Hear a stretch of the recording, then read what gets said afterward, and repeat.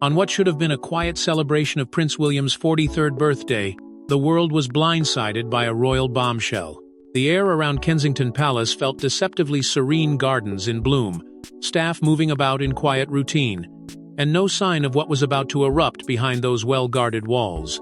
Birthdays for senior royals often follow a predictable script, a new portrait perhaps, a short statement of gratitude, or maybe a family photo circulated through royal channels.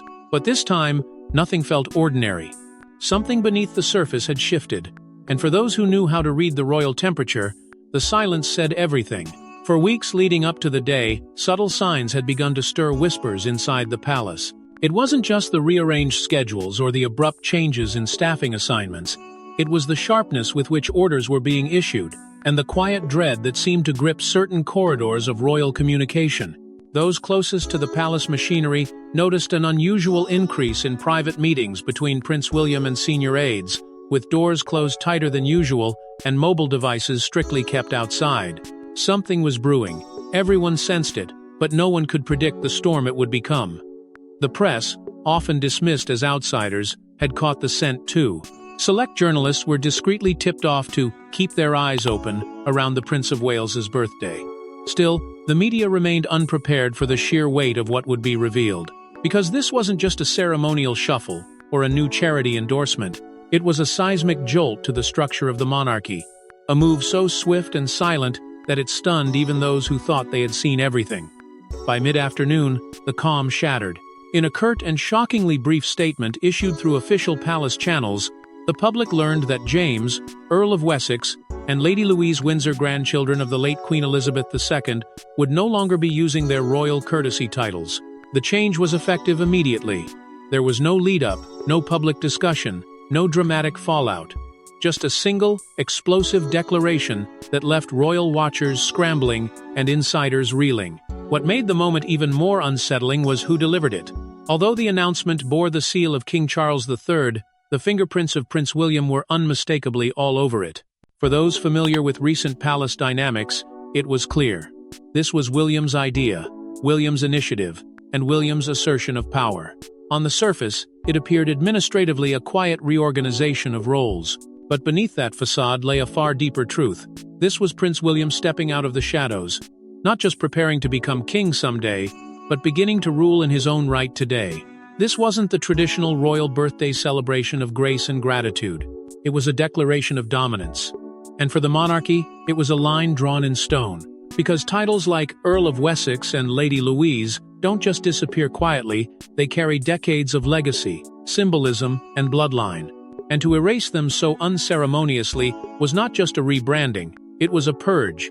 But what drove this unprecedented move, and why were these two seemingly innocent royals at the center of it all?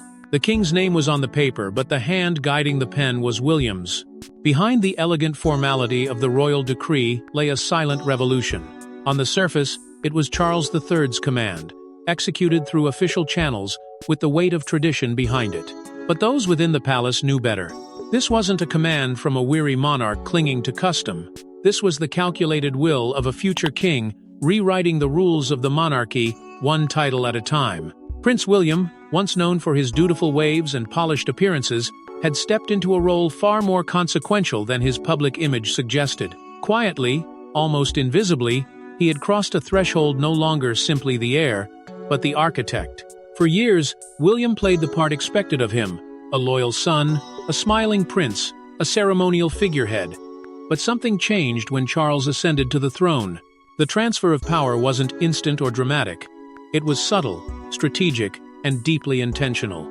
William began absorbing responsibilities once reserved for the monarch himself, taking meetings once chaired by his father, steering conversations about the monarchy's shape, tone, and function. And as Charles's health subtly waned, William's influence rose. He began to mold not only the image, but the internal structure of the crown, replacing outdated formality with sharp-eyed reform. Stripping James and Louise of their titles wasn't an isolated decision. It was the opening act in William's larger campaign. The monarchy, in his view, was no longer a sacred inheritance. It was an institution that needed reshaping, pruning, and modernizing. With one swift stroke, 2 royal titles were erased, not as an act of discipline, but as a signal that the days of ornamental royals lingering on the edges of significance were over. From this moment forward, every name, every title, every symbol would carry weight and purpose. Inside palace walls, this wasn't news, it was confirmation. William had already begun reorganizing staffing structures, reducing unnecessary expenses, and rethinking the role of extended family members. He met with senior officials, not to discuss tradition, but strategy. The monarchy, in his vision, would be smaller, sharper, and more aligned with public values. In private, he spoke of transparency, accountability, and most of all, relevance. The quiet removal of James and Louise's titles wasn't punitive. It was surgical. It was deliberate. It was how revolutions happen behind castle doors, not with banners and speeches, but with signatures and silences. William didn't need the crown to wield power. He didn't need fanfare to send tremors through centuries of royal legacy. His power wasn't loud, it was precise. And while the public processed the news as a shocking twist, insiders knew it was just the beginning. William had made it clear, this monarchy would not be inherited, it would be redefined. And at the heart of this seismic shift stood 2 young royals raised in silence, now thrust into the spotlight. For years, they walked quietly, in the shadow of the crown, until the crown turned its back. James and Louise, the soft-spoken children of Prince Edward and Sophie, Duchess of Edinburgh, were never meant to become headlines. They were the kind of royals whose names barely surfaced in conversations about succession, scandal, or ceremony. But perhaps that was the point. From the beginning, their lives were sculpted around silence, privacy, and quiet dignity. Their parents, determined to protect them from the pressures of royal performance, made a choice that now feels both prescient and tragic. They kept them away from the limelight, away from titles that would shackle them to a life they never chose. Unlike their cousins who were born into royal duties and groomed for global attention, James and Louise were allowed something rare in royal circles: a childhood. They attended ordinary schools, mingled with ordinary peers, and faced the world without the weight of a crown pressing down on their names. Technically, they had the right to be called prince and princess, but their parents, in a bold departure from royal protocol, rejected that entitlement. It was a decision praised at the time, a progressive nod to modern parenting within a famously traditional institution, and for years it worked. The world didn't ask much of them, and they asked little from the world in return. Louise, the elder of the 2, quietly earned admiration from those who paid attention. Thoughtful, reserved, and often seen assisting her grandmother, Queen Elizabeth II, during events at Balmoral, she embodied an old-world poise that rarely makes headlines but deeply moves those who witness it. Her bond with the late Queen was genuine, built not on obligation but affection. Family members recalled their long walks and unspoken understanding. Louise was the granddaughter who never sought the spotlight but always showed up when it mattered. James, her younger brother, followed a similar path. Always well-mannered, always composed, he avoided the camera flashes with the same quiet ease. For a brief moment, it seemed the royal establishment had finally acknowledged his coming of age when he was named Earl of Wessex, following his father's elevation to Duke of Edinburgh. It was a symbolic gesture, nothing legally binding, but rich in tradition. And yet, scarcely a year later, that symbol was stripped away. No scandal, no impropriety, no controversy, just silence. Titles that once adorned their identities were erased as swiftly as they were bestowed. This wasn't punishment. It was a procedure, at least. That's how it was presented. But procedures have consequences. For James and Louise, this wasn't just about losing titles. It was about losing a legacy that, while not fully embraced, still defined who they were. Stripped of the very symbols that once tethered them to royal heritage, they now face a new identity, one detached from ceremony, but no less marked by history. Yet behind this institutional reform was a mother's heartbreak and a legacy suddenly rewritten. She gave her children the freedom of anonymity, and the monarchy took even that. For Sophie, Duchess of Edinburgh, the royal titles stripped from her children weren't just ceremonial shifts, they were wounds cut deep into the fabric of a life she had spent decades carefully weaving. She wasn't born into this world of crowns and courtiers. She entered it by choice, carving her place beside Prince Edward, not through entitlement, but through quiet strength and unwavering dedication. Yet now, she stood watching everything she had fiercely protected unravel in a decision she didn't make. couldn't stop, and wasn't even consulted on. Her silence has been dignified, but it is the silence of heartbreak, not indifference. Her bond with Queen Elizabeth II had been one of the strongest in the entire royal family.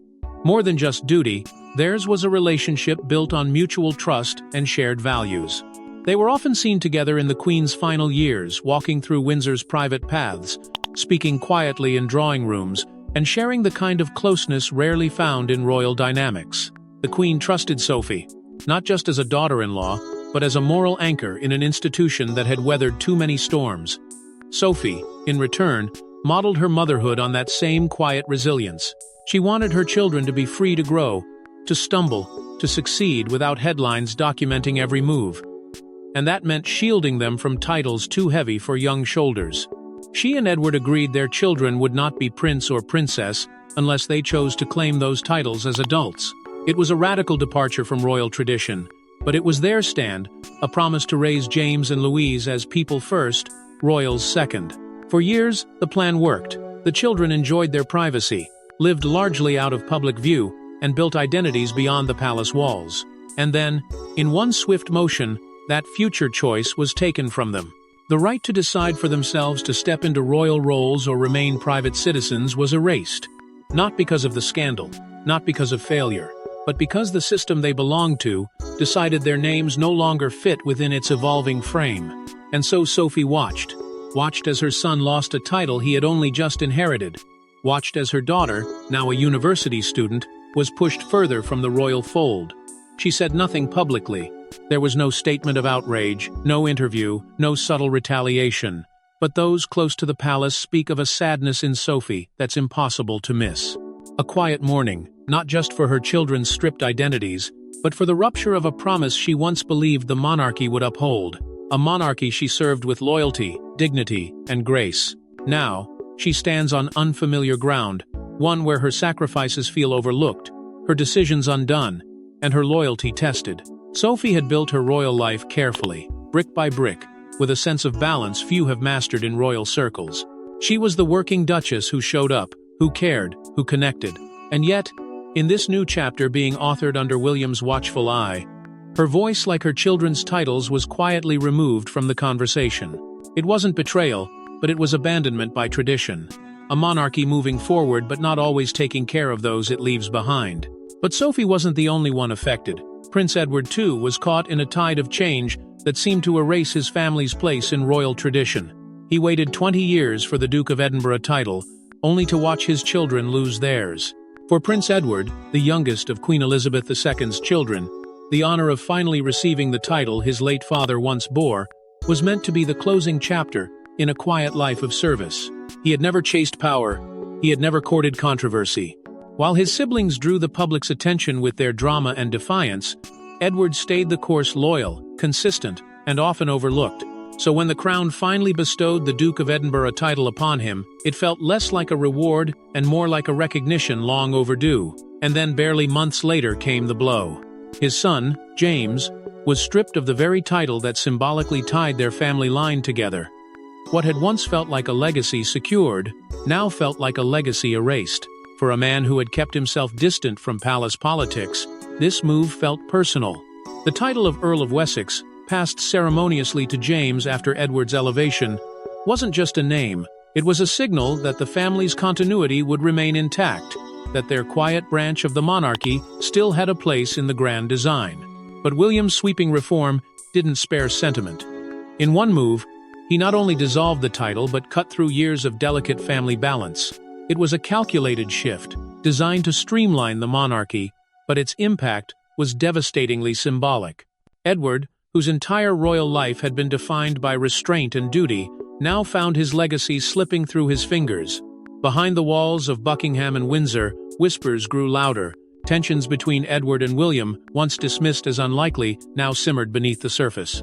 There were no public confrontations, no statements of opposition, but the frost in the air was palpable. Insiders spoke of meetings that felt more formal than familial, of decisions made without consultation, of courtesies skipped. William, now surrounded by a younger, more strategic circle of advisors, was charging forward with his vision of a slimmed-down monarchy. And in that new order, even Edward the Queen's most dutiful son was expendable. To many within the institution, Edward remained a symbol of stability. He was the last living thread to Queen Elizabeth's inner circle, a remnant of a royal philosophy rooted in quiet service rather than public dominance. But in William's version of the crown, symbolism wasn't enough. Practicality ruled, and efficiency trumped tradition. The emotional cost? An afterthought. Edward's discomfort, though never voiced, echoed through the palace halls. He hadn't asked for power, only for place. And now, even that seemed to be slipping away. This was no longer a monarchy of inheritance. It was becoming one of function, optics, and relevance.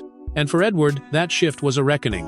A man who had spent his life avoiding the headlines now found himself written out of the narrative, not by scandal, but by strategy. And this wasn't just a private matter. Soon the entire world would weigh in. What began as whispers inside the palace exploded across the globe within hours. One moment, royal insiders were quietly murmuring about title adjustments behind closed doors. The next, front pages were ablaze with one headline: Prince William had drawn blood within his own family, and the fallout was unstoppable. The quiet, restrained atmosphere of his 43rd birthday was obliterated by the magnitude of what followed. It was no longer a family decision. It had become a public spectacle. The removal of James and Louise's titles, which had been executed with clinical precision, ignited a firestorm the palace could neither control nor contain. Major media outlets pounced, dissecting every word of the terse announcement with surgical intensity. Speculation outpaced facts at a blistering pace. Was this a message to the extended royal family? A symbolic purge? Or a subtle retaliation rooted in old grievances? Nobody knew the full truth, but that didn't stop the floodgates from bursting. Newspapers spun narratives overnight, each one more dramatic than the last. Some painted William as a visionary leader, willing to do what previous heirs couldn't. Others framed him as ruthless, severing even the most harmless branches of the family tree to prove a point. And for once, the palace wasn't steering the story. It was being swallowed by it. Social media was merciless. Within minutes, hashtags stormed through Twitter, Instagram, and TikTok. Users split into factions: those who cheered William for modernizing the monarchy, and those who condemned him for humiliating two young, blameless royals. Millennials, many disillusioned by monarchy as a concept, praised the decision as long overdue. To them, royal titles were outdated relics, and slimming the institution was a step toward relevance. But for older generations, the move felt cold, calculated, and almost cruel. They remembered James and Louise as the shy, respectful grandchildren of Queen Elizabeth II, hardly deserving of such a public exile. And amidst this digital chaos, public sympathy began to crystallize not around William, but around the ones left behind. Images of Sophie, Louise, and James began circulating. Old footage of Louise assisting the Queen at Balmoral. Snippets of James at royal events, barely speaking, always composed. They became symbols of quiet dignity in a system that had suddenly turned unrecognizable. Comment sections filled with grief, anger, and questions that no palace statement could silence. People weren't just questioning William's decision, they were questioning the institution's soul. Inside the palace, damage control mode kicked in. The PR team, blindsided by the backlash, scrambled to reframe the move. Carefully worded press briefings were dispatched, insisting this was a forward-looking reform, not a personal blow. Future-focused, they repeated a phrase meant to sound visionary, but one that rang hollow for those watching a mother's dreams and two siblings' identities stripped away in the name of progress. The crown had wanted clarity and control. Instead, it now faced a crisis of perception. The strategy may have been silent, but the consequences were deafening. Supporters and critics alike were asking the same haunting question. What had James and Louise done to deserve this? And more pointedly, why had William chosen this moment, this method, and these two? But the question still lingered. Why them and why now? They were the perfect royals for a modern purge, quiet, innocent, and invisible. In a monarchy increasingly defined by scrutiny and spending, James and Louise Windsor became the collateral damage of a new royal blueprint. They didn't ask for prominence. They didn't chase the public eye, but their silence, their lack of public role, made them ideal targets for a decision designed to send a message. Prince William, now operating with precision more akin to a statesman than a ceremonial figure, wasn't just trimming the edges of the royal family. He was carving out a new shape altogether, leaner, sharper, and far less forgiving. The goal was simple, yet seismic: a smaller, cost-effective monarchy that reflected modern values. For years, the royal family has been walking a tightrope between tradition and public accountability. The costs of palaces, protection, and pageantry are no longer accepted as unquestioned entitlements. With growing pressure from taxpayers and shifting public opinion, William has begun executing a strategy that reframes the monarchy not as a family business, but as a streamlined institution of service. And in that model, titles are no longer tokens of birthright, they're job titles. If you don't work for the crown, you don't wear the badge. James and Louise, despite their royal lineage, had no official duties. They weren't part of the senior working royal circuit. They didn't cut ribbons, give speeches, or represent the monarchy abroad. Their roles, if one could even call them that, were symbolic, rooted in history, not function. And in William's eyes, symbolism without purpose was a liability. By removing their titles, he wasn't stripping them of identity. He was defining the institution's future. Titles, under his reign, would have to mean something more than inherited status. They would require service, sacrifice, visibility, and accountability. It was a calculated sacrifice. James and Louise weren't controversial figures. They weren't involved in scandals. Their removal wouldn't trigger mass outrage, but it would trigger attention. And that's exactly what it did. The world watched as William drew a hard line, not against enemies, but against excess. The message was unmistakable. Even family is subject to reform. No one, not even the Queen's grandchildren, would be immune to this recalibration of the royal ecosystem. It was both a warning and a vision power, stripped of sentiment, executed in silence. What appeared on paper as a small administrative adjustment was, in reality, a bold redefinition of monarchy itself. By removing courtesy titles from two of the most discreet royals, William proved he was willing to begin this transformation not at the fringes, but within his own bloodline. He didn't need a public feud to justify change, he needed clarity. And James and Louise, untainted by controversy, became the proof that reform could be surgical, not scandalous. But William's campaign didn't start with them. It's part of a longer, calculated plan that's already reshaping the crown. Behind the throne stands a new power circle, young, strategic, and relentless. It is not the traditional court of dukes and lords in velvet halls. It is something far more efficient, far more dangerous to tradition. Prince William's rise has not been defined by coronation or ceremony, but by the quiet ascension of a new kind of leadership, one driven by data, optics, and the kind of cold pragmatism that leaves no room for sentiment. At its core lies a group of modern minds, shaping the monarchy from within. They don't wear robes. They don't bow to formality. They manage narratives, influence headlines, and execute reforms before most even know they are in motion. This is William's shadow court, an invisible hand guiding the future of the crown with surgical precision. Gone are the days of bloated royal households echoing with ritual. William's inner circle runs lean, quick, and targeted. The advisors around him are less obsessed with tradition and more focused on relevance. Media specialists, strategic consultants, and forward-thinking aides have replaced the old guard. These aren't gatekeepers to protocol, they are architects of perception. Every move William makes is calculated not only in consequence but in timing. Whether it's a title being removed, a photo being released, or a family event being attended or skipped, there's a pattern, a strategy, a message, and it always begins from within this inner sanctum of influence. Their philosophy is clear: less ceremony, more control. This isn't about dismantling the monarchy. It's about tightening its grip by reshaping its image. And William, once seen as a restrained successor, is now directing this transformation with the authority of a sovereign in waiting. He may not wear the crown yet, but his hand is firmly on the wheel.